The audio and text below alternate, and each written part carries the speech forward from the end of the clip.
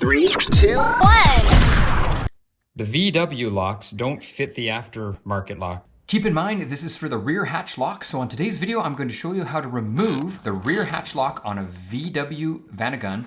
And then I'm going to show you how I overcame the problem so I could keep the keys the same. And that's what I wanted. I didn't want to have a different key for the rear hatch lock. Now you're probably wondering why I'm even changing this lock, because it did work perfectly. Well, it's the looks. It's how it looked. Someone had put the key in and twisted it a bit much and damaged it, so it just didn't look good. And you know what? It bothered me. So let's get to fixing it.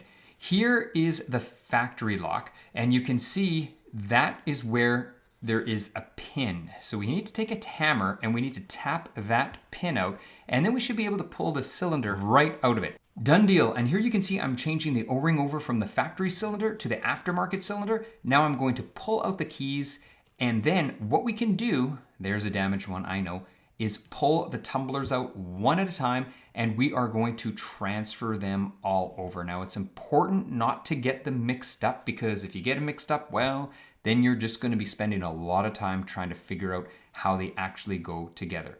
So you can see they're not hard to pull out, and they don't come flying out. Some people say they come flying out. They actually don't. And you can see the one on the bottom's new because they're like gold colored. They're not dirty yet, and the one on the top was dirty. But what I'm doing is I'm just changing all the tumblers over so I will be able to use my factory key in the new aftermarket cylinder. That's the big thing. Now, here you can see I'm trying it, and the factory key does not go in. All right, so let me explain it. So if you're wondering why I have 3 here, it's because the actual cylinders for the factory cut VW keys are a little bit different than the aftermarket keys. So even when you change over all of these little pin things here, the key itself won't go in.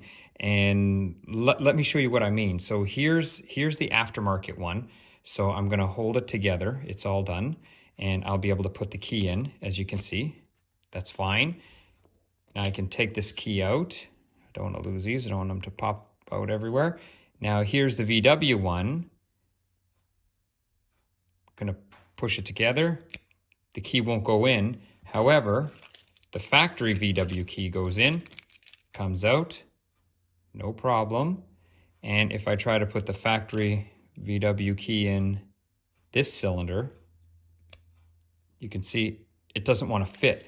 So when you're buying these aftermarket ones, I don't think there's anything for a Vanagon that's going to fit, because here's the factory Vanagon lock. Now the aftermarket one looks identical pretty much. It seems to be inset a little bit more here, so it definitely doesn't have the quality that the VW has.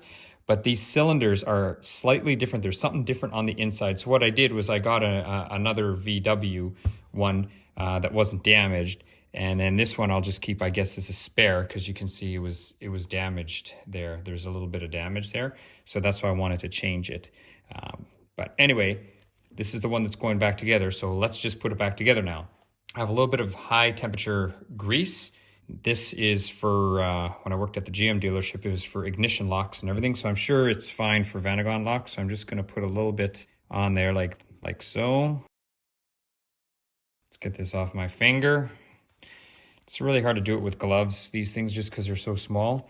So here's the Vanagon lock, and now I'm gonna put this back together. So all we're gonna do is we're going to twist it, and we're gonna find, there we go.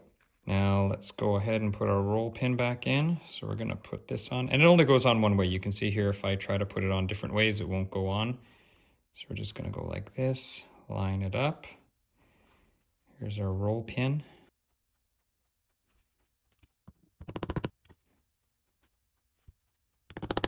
And I'm just gonna take this over to the vise because I don't want to hammer on it when it's not supported there. So I'm just gonna support it right there. There we go. And you can see the roll pin is back.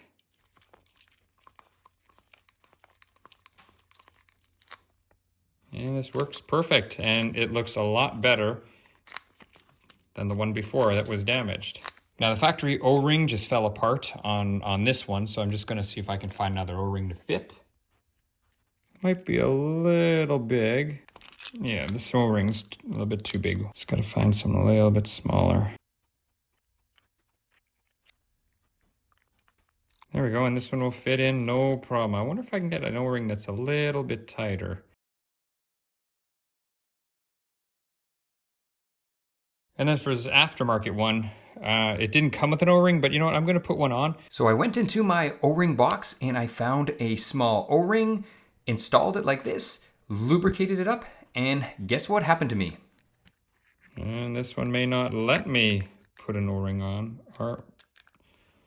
Yeah, and I guess I can't even put an O-ring on this one, even if I wanted to. So I guess the moral of the story is nothing beats the factory quality. So this aftermarket lock, it's great, it looks good, and it would fit in there no problem, but it has to have its own key. You just can't use a factory key. At least I wasn't able to do so. If you somehow figured it out, I would appreciate it in the comments how you did it, because I sure could not. So the solution for me was to find another Vanagon lock and then change the tumblers over. I won't waste any more time. That is it for the video. Installation is pretty simple. It's just in reverse now to put it back into the hatch. If you have any questions or comments, please leave them below. Hopefully you've enjoyed. Thanks.